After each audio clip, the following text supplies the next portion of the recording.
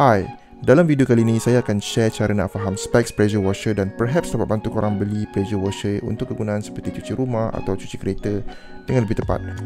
Bila kita search kat online, memang banyak specs dan feature pressure washer, tapi yang mana satu yang penting? Harap korang dapat relate dan membuat pembelian dengan lebih tepat. Ok, first jom kita tengok komponen-komponen yang ada pada pressure washer. So garden hose tu akan sambungkan ke pressure washer unit ni, dan bila dekat outlet dia kita akan sambungkan kepada high pressure punya hose hitam ni, dan hujung dia pergi dekat gun. Dan sebelum kita pergi kat nozzle, kita boleh extend dia kepada wand yang panjang ataupun yang pendek ni, dan hujung sekali iaitu dia punya nozzle. Dekat sini korang boleh tengok belah kanan yang saya dah pasang adapter quick connect garden hose tu adalah dia punya inlet, dan sebelah kiri yang keluar direct brush material tu adalah dia punya outlet. Majoriti daripada berat mesin yang macam ni datang daripada motor dia, sebab dia guna motor yang besar, dan korang boleh tengok kat sini fin cooling dia dan juga fan. Sekarang saya nak tunjukkan specification apa yang penting untuk bila kita pilih pressure washer ini. Ok, first kali feature yang saya akan tengok adalah pressure dan flow rate. Dua perkara ni adalah benda yang paling penting untuk menentukan sama ada kita punya equipment tu kuat ataupun tak kuat. Dekat sini saya tunjukkan beberapa jenis mesin berbeza-beza jenama, dan saya tunjukkan dia punya pressure dan juga flow rate. Generally yang ada flow rate tinggi itulah yang mahal. So kalau korang nak cuci benda-benda degil macam lumut yang dah kering, memang korang memerlukan pressure washer yang tekanan tinggi, sebab dia seolah-olah macam mengikis benda-benda degil yang dekat atas permukaan dinding ataupun lantai korang tu.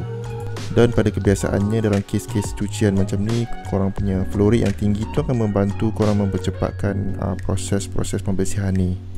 Especially bila korang dah kikis kotoran tu dengan gunakan pressure washer ni, dan korang nak gunakan air yang kuat tu dengan flow rate yang tinggi untuk tolak kotoran-kotoran tu semua pergi masuk longkang. Tapi kalau korang basuh kereta yang di mana banyak permukaan-permukaan yang lebih delicate ataupun sensitif, korang tak naklah pressure yang terlalu kuat. Dan dengan flow rate yang tinggi boleh membantu kita cepatkan kerja-kerja untuk membilas kereta ni. Kalau korang perasan, nozzle yang saya gunakan dalam video ni adalah menggunakan nozzle yang fan dia lebih lebar. Tujuan saya guna nozzle ni sebab saya tak perlu pengguna nozzle yang terlalu fokus, dan lagi besar fan tu lagi efektif saya punya kerja, especially kerja-kerja membilas ni. Untuk cuci kapet kita perlukan juga pressure washer yang flow rate tinggi, sebab kerja cuci kapet ni melibatkan pembilasan. Jadi contohnya sekarang ni kita dah cuci dia guna chemical, dan buih-buih tu akan eventually kita kena remove sebelum keringkan dia. Jadi korang boleh tengok kat sini, dengan flow rate yang banyak tu bolehlah mempercepatkan sikit kita punya kerja-kerja pembilasan tu.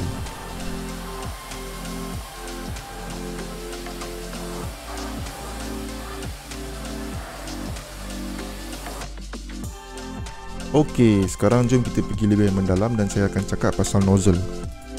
Nozzle yang saya guna sekarang ni adalah nozzle standard yang datang stok dengan mesin ni. Saiz lubang pada nozzle tu direka untuk digunakan dengan mesin ni yang menghasilkan flow rate 8.3 liter per minit. So basically 8.3 liter per minit air yang dipaksa keluar melalui lubang nozzle tu akan menghasilkan tekanan 110 bar. Dan saiz nozzle ni adalah 036 dan 25 degree fan pattern. Ini bermakna kalau kita tukar nozzle kepada yang lebih besar, bermakna tekanan akan drop. Pump tetap akan cuba kekalkan flow rate dia. Kalau kita tak ada pressure gauge, kita boleh test load electric pump tu dengan menggunakan watt meter ni. Sebab bila kita tukar dengan nozzle yang lebih besar, pressure akan turun dan bebanan untuk pressure washer kita berfungsi adalah juga akan turun. Kali ini saya gunakan nozzle aftermarket yang di-rate sebagai nozzle size 40.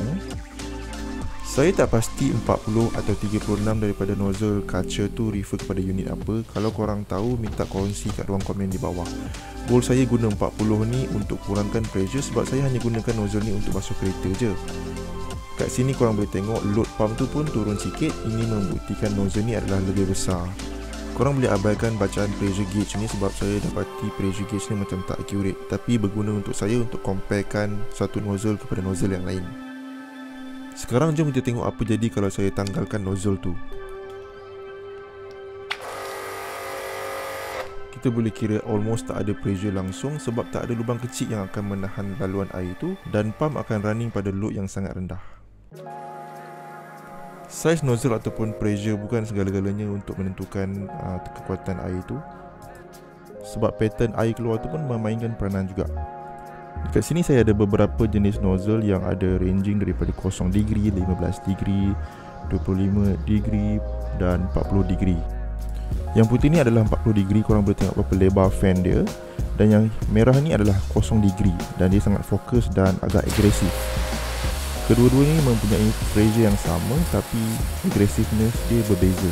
Kalau korang familiar dengan turbo nozzle yang macam ada dekat kaca K2 ni, apa turbo nozzle tu buat adalah dia menggunakan 0 degree punya nozzle dan dia sambil-sambil berpusing, jadi bentuk cone. So dia lebih kurang macam ni lah. Guna turbo nozzle ni adalah cara yang paling agresif at the same time efektif sebab dia increase cleaning area dengan cara putaran dia tu. Sekarang kita uji flow rate dia pula. Cara kita nak test flow rate ni adalah dengan mengisi baldi tu dalam masa 1 minit dan kita dapatlah unit liter per minit tu.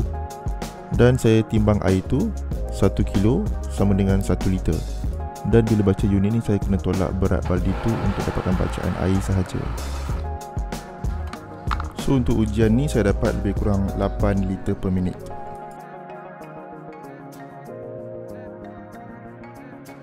Sekarang kita dah faham pasal spec sheet pressure washer. Kita cakap pasal feature yang saya suka kat mesin HD 511kg ni pula. Fitting yang ada dekat pressure washer ni adalah mostly M2214. Fitting ni bukan proprietary kaca punya, jadi dia agak common dan yang best ni kita boleh beli aftermarket parts dan accessories. Jadi korang boleh upgrade dan improve experience penggunaan mesin ni. Contohnya tempat letak nozzle dekat hujung gun ni, instead of nak kena screw setiap kali kita buka, saya boleh just convert jadi 1/4 inch quick connect supaya saya boleh tukar nozzle ni dengan cara yang sangat mudah. Even foam lens ni pun boleh guna fitting yang sama. Kalau nak guna kaca punya original one tu, kita just letak adapter dekat sini. Sambungan hose dia pun kita boleh convert jadi quick connect. Dan gun ni kalau korang tak berpuas hati, korang boleh beli aftermarket punya gun yang ada built-in swivel. Bila kita dah pakai quick connect tu, bolehlah kita letak pressure gauge kat sini. Dengan pressure gauge ni, bolehlah saya compare pressure bila saya tukar nozzle aftermarket atau bila pilih orifice yang sesuai untuk foam cannon saya tanpa overload mesin ni. Takkan tengok je, subscribe lah.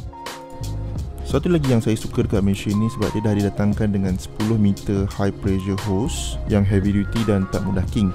Jadi bila basuh kereta, korang tak perlulah alih-alih mesin ni waktu basuh kereta tu. Kalau kita compare dengan kaca K-series ni, dia guna hose yang agak lembut jadi senang nak kink. So what's next? Mungkin in the future saya nak beli hose reel ni supaya pressure washer ni always ready to use. Tak perlu setup, just buka air, buka switch, terus jalan. Hose reel macam ni saya tak tahu kenapa susah sangat nak jumpa dekat local shop. Kalau korang ada jumpa, tolong share link. So lepas ni kalau saya nak guna pressure washer akan jadi semudah ini.